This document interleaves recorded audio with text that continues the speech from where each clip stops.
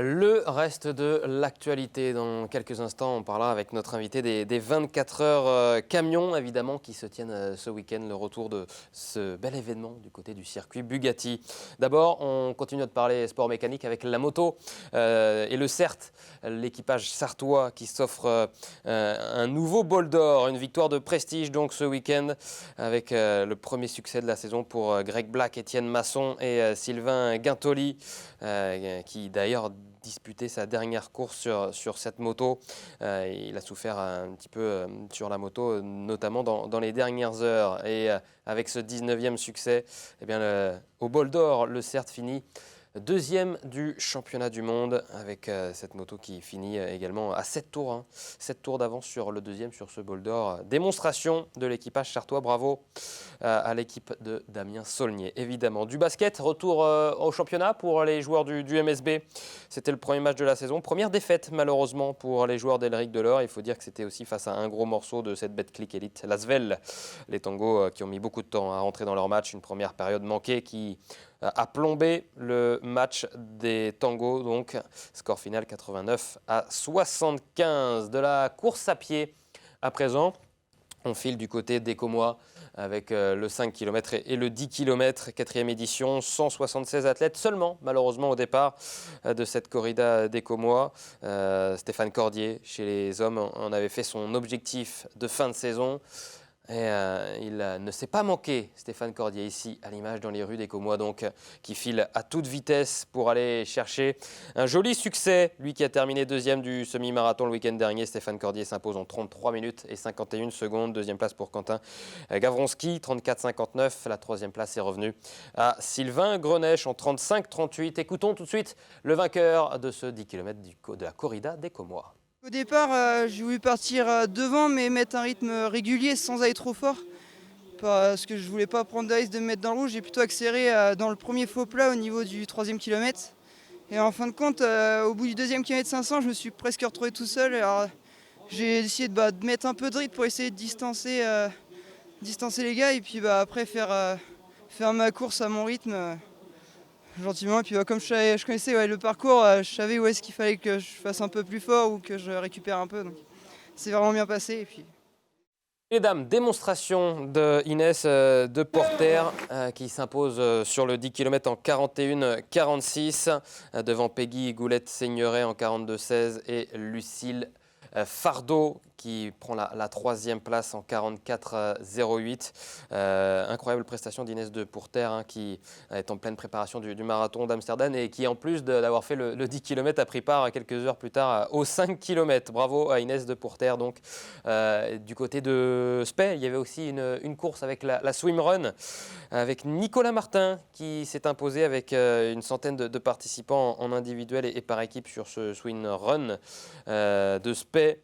3 km 4 de natation et 15 km 4 de course à pied, tout cela en alternance évidemment. Et au final, c'est Nicolas Martin de Cesson-Sévigné Triathlon qui s'impose en 1h56 minutes et 40 secondes. La deuxième place est revenue à Adrien Alexandre en 2h06 minutes et 2 secondes.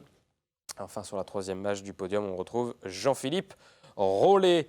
On passe au tennis à présent avec le premier tournoi de tennis fauteuil du côté de Parigné-l'Évêque avec cette finale entre Antoine Grelet et Didier Guillard. Et le vainqueur de ce premier tournoi historique de tennis fauteuil du côté de Parigné-l'Évêque, c'est donc Antoine Grelet qui s'impose face à Didier Guillard en 2-7, 6-2, 6-3 en 1h20 de match. Bravo à Antoine Grelet. Voilà pour le reste de l'actualité. Passons aux 24 heures camions avec notre invité aujourd'hui, Pierre Dubois. Bonsoir. Bonsoir. Vous êtes le directeur des événements du magazine France Route, co-organisateur évidemment de ces 24 heures camions. C'est la 38e édition déjà des 24 heures camions qui se sont installés dans la vie des Sartois, mais aussi des passionnés de sport auto.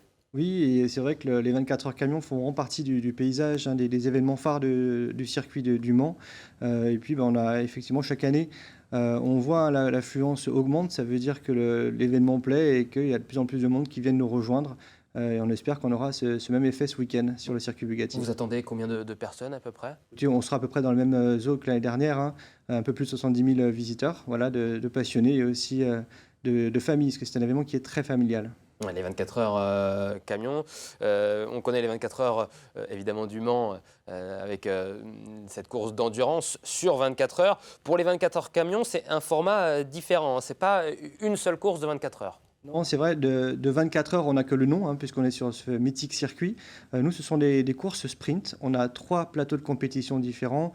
On a le championnat de France camion qui seront présents avec 29 camions au départ. C'est une grille pleine, hein.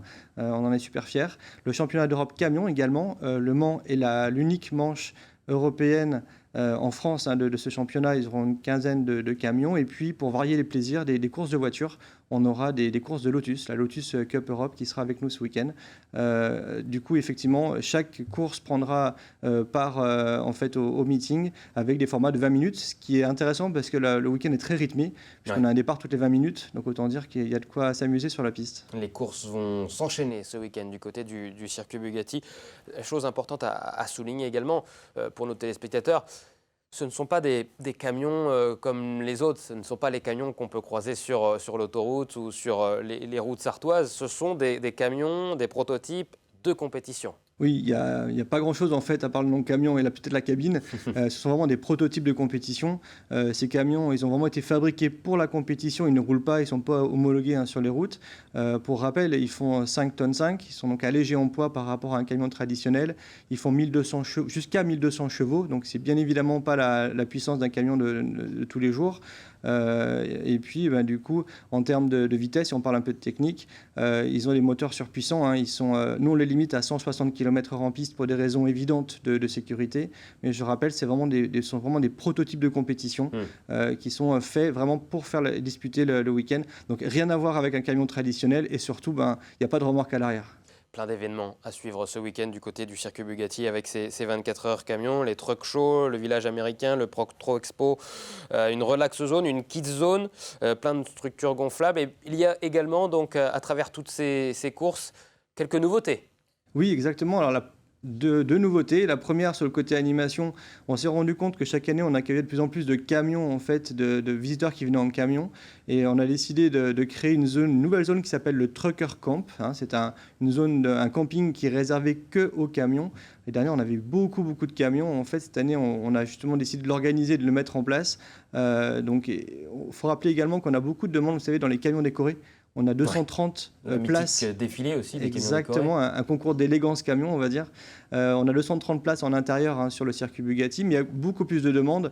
Et tous ces gens-là qui sont un petit peu déçus parfois de ne pas pouvoir nous rejoindre, du coup, ils auront leur place également sur cette nouvelle zone que l'on a créée, donc le Trucker Camp. Et puis la deuxième nouveauté, là tout à l'heure je disais en préambule que de 24 heures, on n'avait que le nom, mais on s'en approche un petit peu parce qu'au-delà de faire de l'endurance, on va créer cette année une course de nuit, la course 2 du championnat de France camion qui prenait départ généralement sur les coups des 18 heures, partira cette année après le défilé à 21h30 pour une arrivée à un damier à 22h. On voulait retrouver un petit peu le côté nocturne en fait du circuit Bugatti. Et c'est une course qu'on n'avait jamais fait par le passé et on a hâte de se lancer dans ce nouveau défi et on a hâte de vous le proposer ce week-end sur le circuit Bugatti. Avec également un concert années 80 où il y aura Julie Pietri, Ève lève-toi évidemment, la Zouk Machine avec la musique dans la peau forcément. On a le refrain qui nous vient en tête et Plastique Bertrand, ça plane pour moi notamment. Là aussi, on a le frein dans la tête. Et tout ça, eh bien, tous ces événements de samedi à dimanche avec le mythique défilé des camions, évidemment, ça sera à suivre, à vivre en direct sur les antennes d'LMTV Sarthe. Dispositif exceptionnel donc pour vivre intensément cette 38e édition des 24 heures camions ce week-end, donc avec plus de 6 heures par jour de direct. On sera au plus près des camions, des pilotes de ce circuit Bugatti pour cette nouvelle édition des 24 heures camions. On va vibrer avec vous, Pierre Dubois, derrière notre écran et on donne rendez-vous donc à nos téléspectateurs ce week-end pour vivre pleinement ces 24 heures camions. Merci beaucoup. Merci, à ce week-end alors. À ce week-end évidemment et on a déjà hâte d'être avec vous sur le circuit Bugatti. Dans quelques instants, on part à la foire du Mans évidemment. C'était la foire du Mans encore aujourd'hui et la semaine dernière.